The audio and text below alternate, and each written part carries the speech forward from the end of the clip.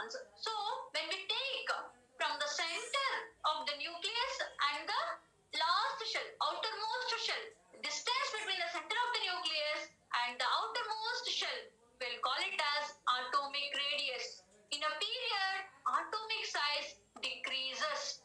In a period, atomic size decreases from left to right because ionization energy increases.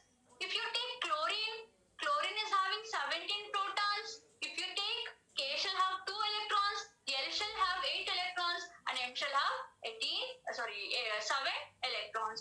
So now if you take the periodic table, here, if you go from left to right, we will take example third period.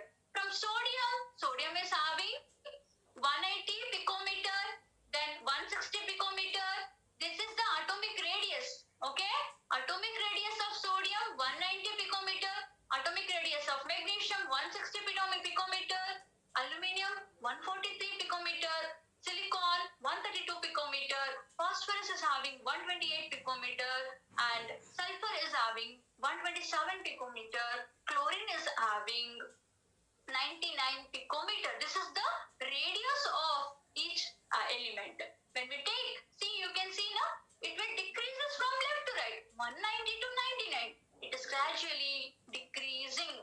In a period, atomic size decreases. If you take from top to bottom, that means in a vertical column, atomic size will increases. From top to bottom, atomic size increases. If you consider the atomic radius of hydrogen, lithium, sodium, because the number of shells increasing, right?